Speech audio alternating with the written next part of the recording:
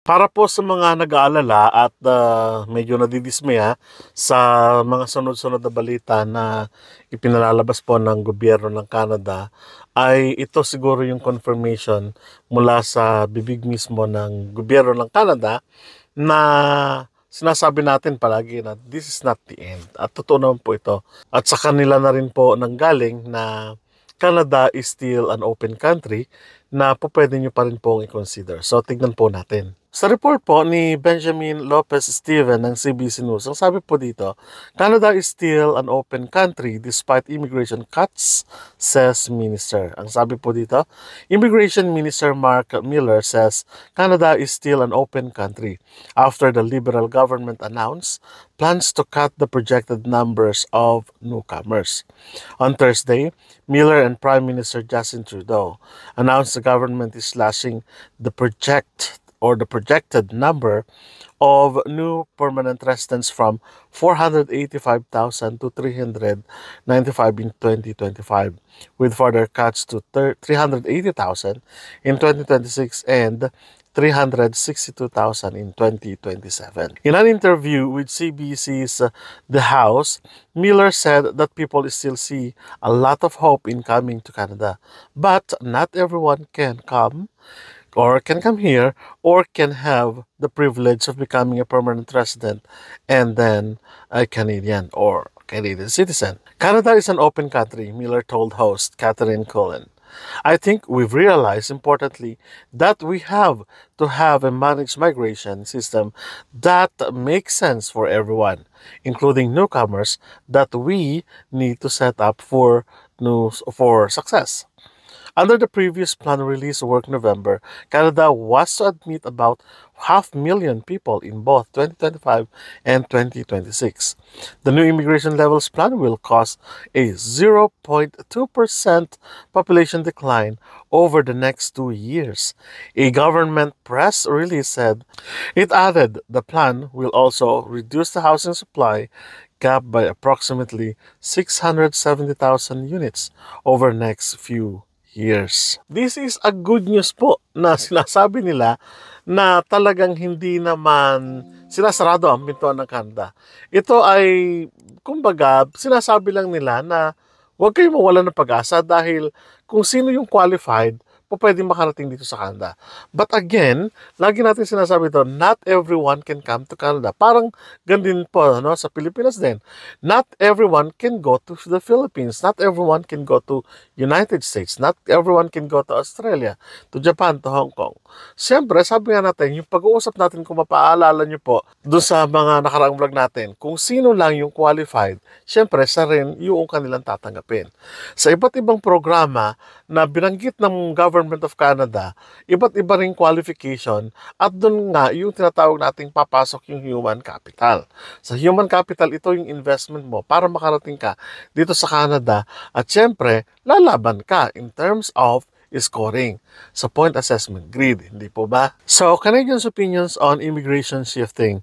Miller said the new reduction reflects discussion with economists and with the Canadians that we hear at the door. They expect us to have a controlled, managed migration that is ambitious, reflects on what we need to do, but reflects the stress that flow has had on Canadians and on affordability, Miller said. Recent polls have shown that Canadians' attitudes toward immigration have soured.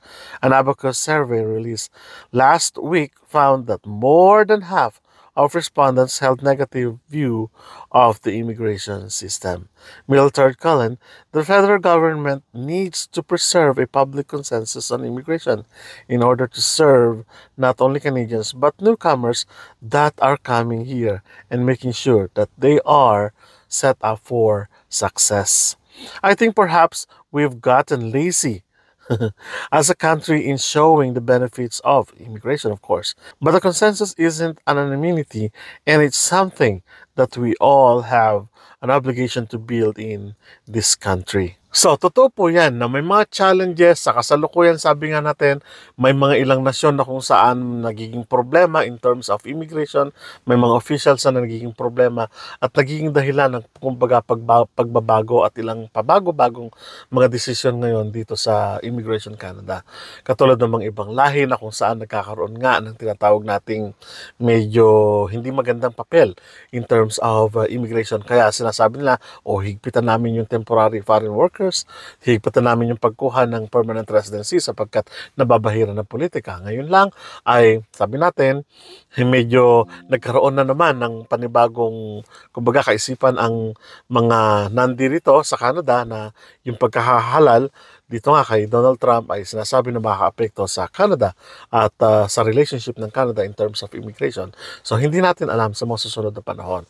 But isa lang po ang sinasabi ng Government of Canada sa kasalukuyan that they are eager, that they are nandun pa rin sila sa side na dapat at kailangan matulungan yung tinatawag nating mga nangailangan in terms of immigration. Halimbawa na, yung mga nasa industries. Sa iba't ibang industries, kung titignan natin mabuti na sila yung nasa forefront, kumbaga, na affected ng tinatawag nating immigration. For instance, sabi nga natin, yung mga nasa store industries, nasa services industries, restaurant industries, na nagre-rely sa malaking bahagdan ng tinatawag nating mga temporary foreign workers, yung mga seasonal workers na tinatawag natin. So sila ay nakarely sa mga temporary foreign workers program. So, ang sinasabi lang po dito ng Government of Canada na isinasaayos nila at unti-unti sa sinasabi natin na maraming pagbabago pero at is naman at hinahangad pa rin ng Government of Canada na magkaroon ng siyempre yung integrity ng immigration process at ng system ay nandun pa rin. Hindi yung bara-bara na kukuha ng ganito, kukuha ng ganyan. Hindi naman po ganun, ano? Patuloy pa rin yung iba't ibang programa, basic, visitors visa may pagbabago, hindi po ba? Sa temporary foreign workers may pagbabago. Yung mga low-skilled workers may pagbabago. Permanent residency invitation may pagbabago. Malaking cut down pero sabi natin sa kabuuan, it is only 0.2.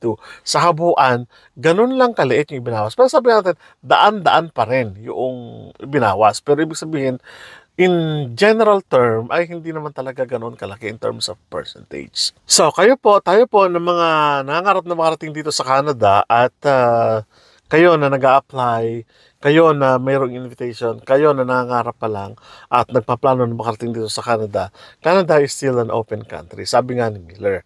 So, ang gagawin lang natin ngayon ay i-match natin yung mga qualifications, yung mga siyempre, work skills natin para na sa ganon ay ma-adapt natin yung kanilang mga requirements para sa hiring process po ninyo. Ang sinasabi lang po ng Government of Canada, hey, iayos lang natin ng mabuti, nasa track pa rin tayo, pero titignan lang natin kung saan muna tayo magpo-focus. Parang ganun po, no? Yun yung tinatawag na in Canada parang setup, parang ganun mode muna dahil aminin po natin sa katotohanan yan na marami pa ring backlog sa kasalukuyan. Umabot pa rin po ng daan-daang libong mga katao ang pinaprocess nila, ang kailangan tignan kahit na hanggang sa ngayon. Aminado po ang Government of Canada dyan. But it doesn't mean na hindi na po tayo magkakaroon ng tiwala o mawawala na yung tiwala natin sa Government of Canada. I myself, sabi ko nga, malaki pa rin ang tiwala ko sa Government of Canada. It's because nandun pa rin yung integrity nila sa hiring o sa process of hiring. Ano? Dahil sinusunod pa rin po naman po nila yung alinsunod sa batas at siyempre sa pamamalakad po ng pag-hire nila, pagkuha nila ng mga immigrants na makakarating dito sa Canada. Again, hindi po lahat po pwedeng pumunta dito sa Canada, pero may mga pinipili po na makararating dito sa Canada batay naman po sa qualifications na sakma doon sa taong tatanggapin po nila. So sana po ay na-inspire po kayo sa video natin ngayon na huwag mag-alala, may pag-asa pa.